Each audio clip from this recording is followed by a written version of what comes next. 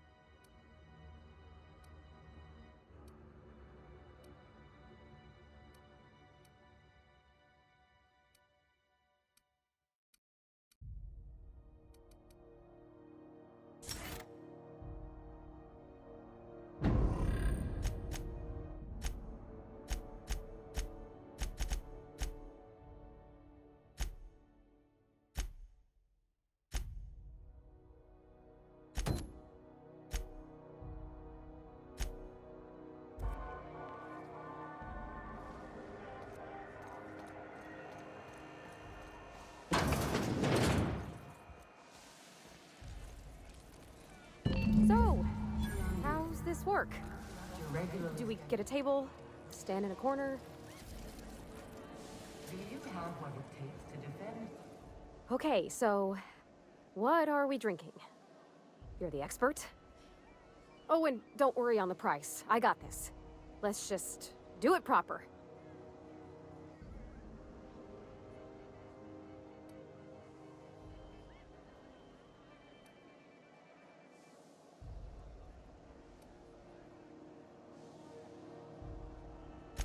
Oh, no, that's on account of my not being able to sleep lately. Makes my hands all twitchy, you know? I've just been lying awake, thinking about what Junlei said, and feeling my heart shake. Well, that's fruit and such, right? Okay, wine it is. Bottoms up. Careful now. Wine's deceptive. Only time I've come close to a medical emergency was when I found a brand of wine that agreed with my tastes. Wow, this is really kind of nice, actually. Who'd have guessed old fruit could taste so good? Oh, Captain. I'm pining for Junlei something fierce. What am I doing?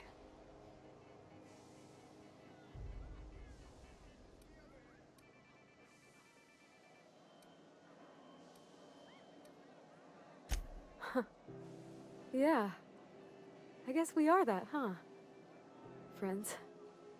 Friends give each other counsel, right? What do you think I should do about Junlei?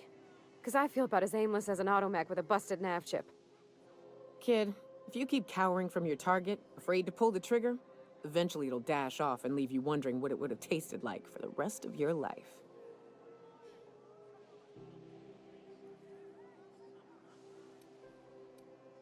Well, she talked about another girl, right? Isabel. Mentioned her by name and everything, like she wanted me to know. Maybe I've been making a right fool of myself this whole time. Maybe she's not interested after all.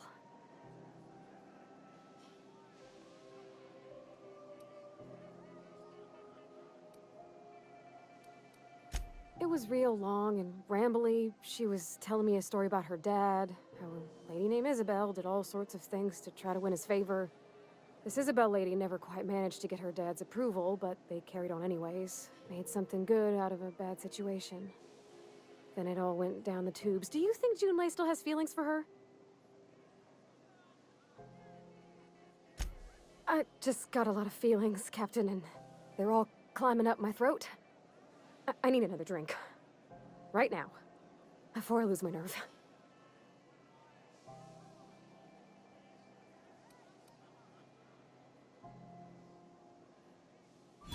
Come on, Captain. I'm here to drink. Okay, maybe you're right. I am a little woozy. Hydration, here I come. Sensible, Cap. Starting her off slow. Else she might be sick in the Unreliable's engine. Shush you. Captain, I want to talk to Junlei all the time. Even about silly things, but I'm so scared.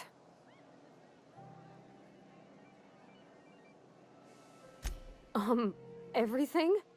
I got a solar system's worth of terrifying questions swirling around my head. Does she think I'm as pretty as I think she's handsome? What if she doesn't like me? What if she does? What if she's still got feelings for that lady, Isabel? What if we get together and she gets bored of me?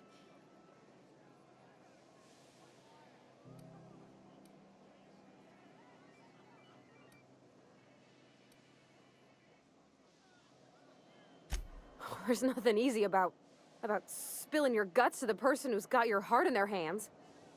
You know I'm not interested in physical affection. That's...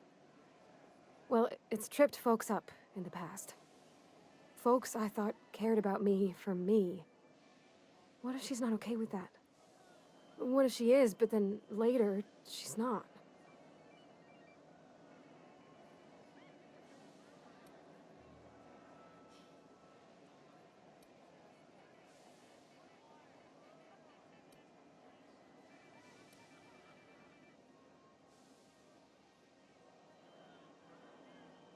What do you mean, Captain?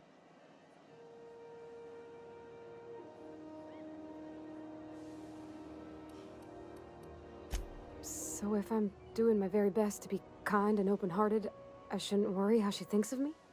Gosh, I don't know that I got that in me. Sometimes I feel real mean inside, Captain.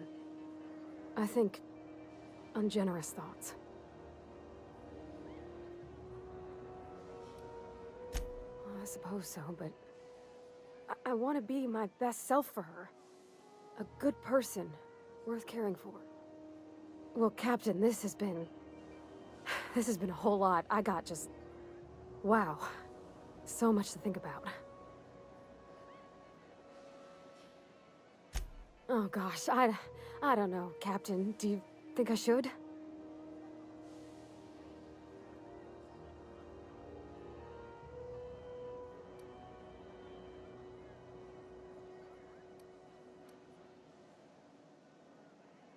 Okay. I'm gonna do it. I'm gonna ask June out. Just as soon as we get back to the ship. I mean, probably. Eventually. Thanks for hearing me out and giving me counsel.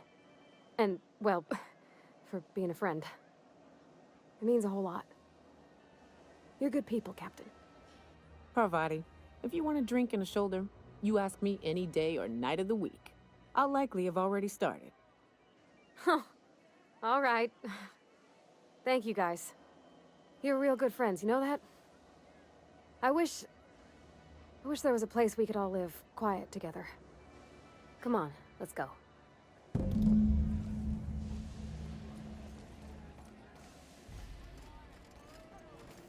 This is Halcyon News. We interrupt your regular advertisement for the following story. Remember Auntie...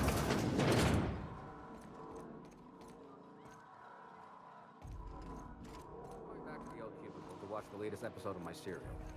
What's a nice boy like you watch?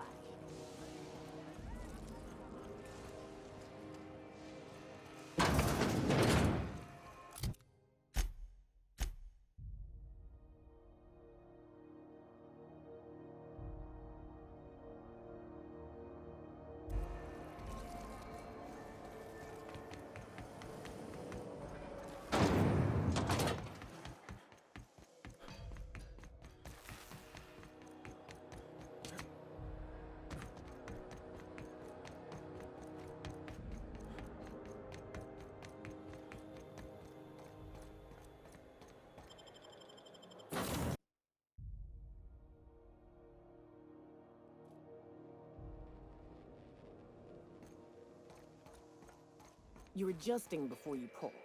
You're anticipating it. Of course I'm anticipating it. What if I shoot a friend on accident?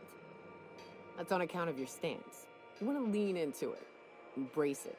Work with it. You're in control here, Parvati, not the gun. Don't let a hunk of metal jerk you around. You've been around powerful machinery all your life, and you're always in control, right? I guess that's kind of like when the filler's shooting 600 cans of near molten sal tuna down the conveyor while I'm trying to tune a belt. Here, stand like me. Just so. Hips square. Lean forward a little. It's just equipment. You're just an engineer using it. Ah! Okay. We'll try again later. You'll get it. I promise. Hey, Captain. I hope I wasn't too much bother at the bar. I did have fun, and I tried some things I never would have otherwise. Some of the drinks we tried I even liked. I guess it's not all disgusting. And I don't feel it today. I guess that water must have worked. I'm glad I had you looking out for me. I messaged Junlei when we got back, and she replied super quick. Okay. I was awake half the night, thinking about what I sent, anxious to see what you said. I reread my message in the morning, and it was unclear. I was drinking when I sent it. Otherwise, I wouldn't have had the courage. Also, sorry for the typos.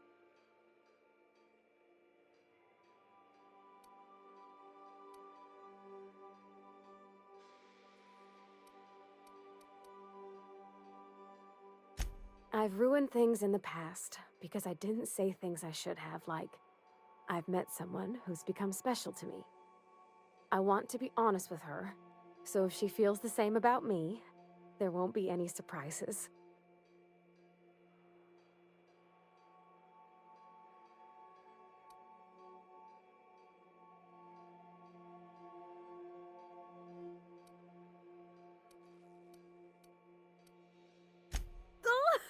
Isn't she sweet?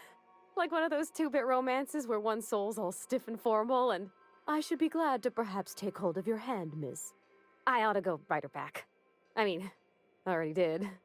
Twice. But anyhow, thanks for taking me out, Captain.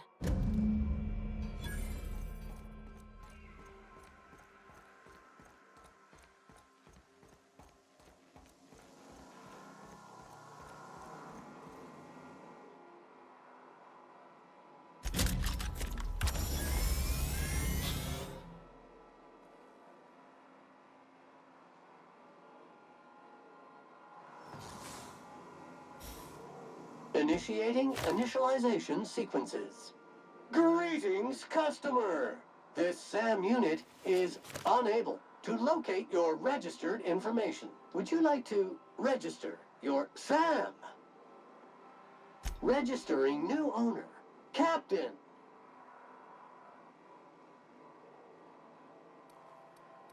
SAM units live to clean and clean to live.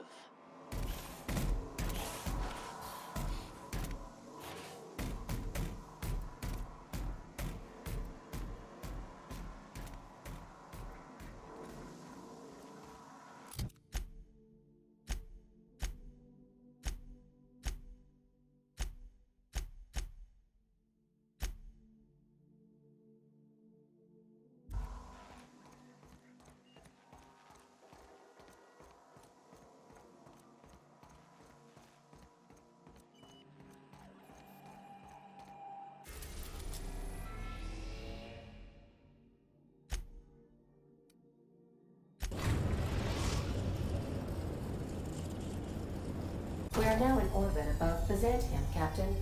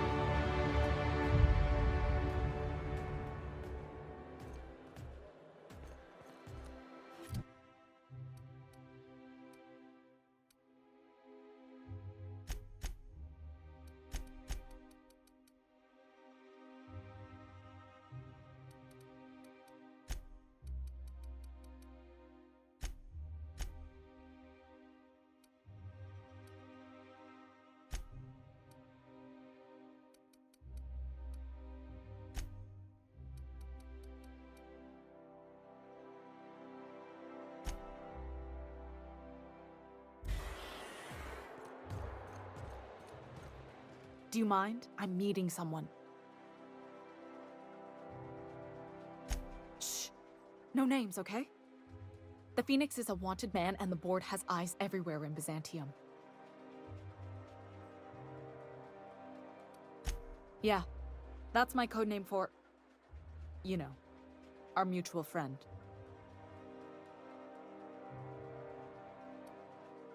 Oh, I'm Golden Eagle.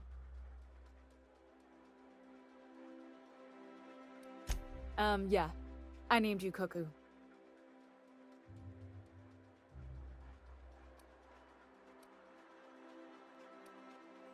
It makes sense if you think about it, because I didn't know who you were, and old Earth cuckoos would routinely trick other birds into feeding them.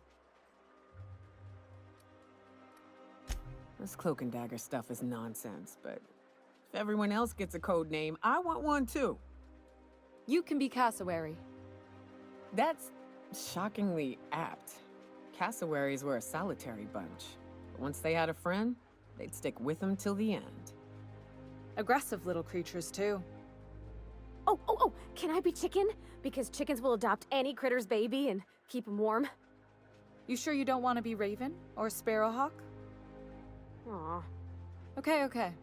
Chicken it is. Anyway, you're looking to make contact with Minister... Magpie, right? I should warn you, it won't be easy. He spends most of his time in his estate, which is heavily guarded.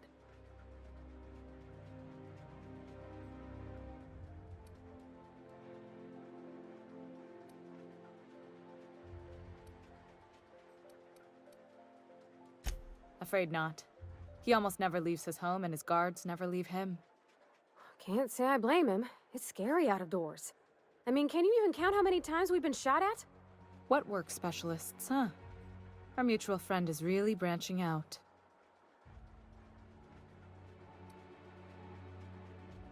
Whoa, I'm not one of your B&E specialists. I just provide intelligence. Some of the guards hang around Billingsley's House of Inebriation between shifts. House of Inebriation? Count me the hell in! Maybe you could do some reconnaissance there. You know, swipe a key while nobody's looking.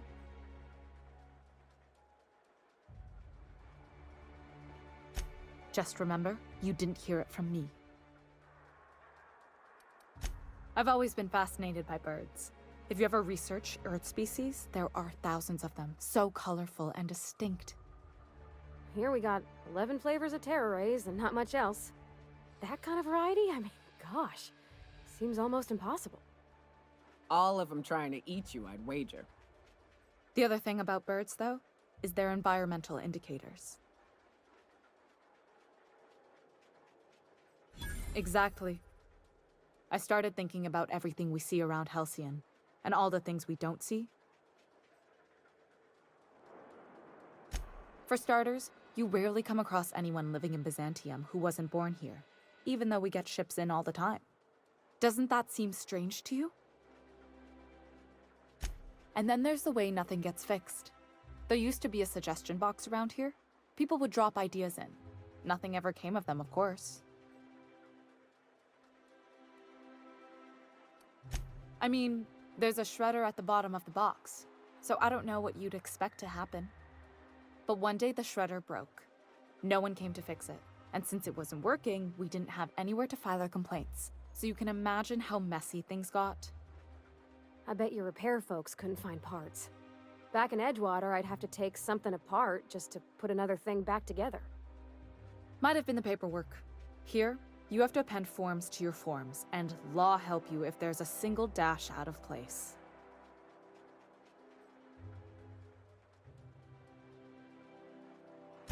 At first, management put up an out-of-order sign, but that just seemed to worry people, like they were advertising something wasn't working. They eventually took the whole suggestion box sign down so that people didn't have any expectations about it. But they never fixed it, never replaced it. Doesn't that seem odd to you?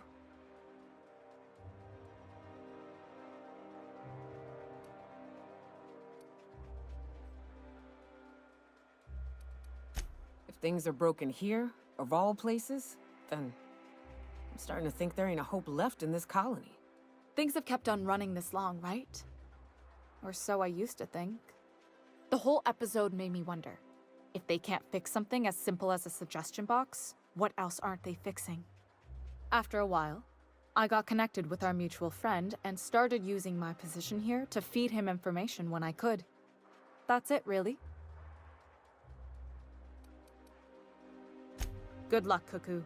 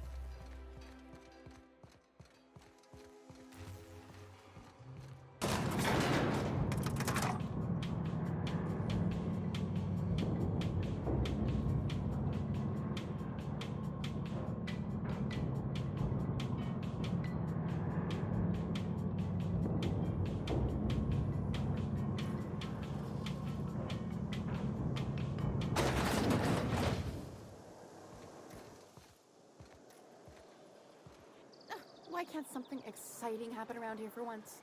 Nothing wrong with stability. It means everything's running like clockwork. Don't you ever want a little fun? Maybe see a marauder ship get blown to bits overhead? What a thing to say. Everyone knows marauders can't fly.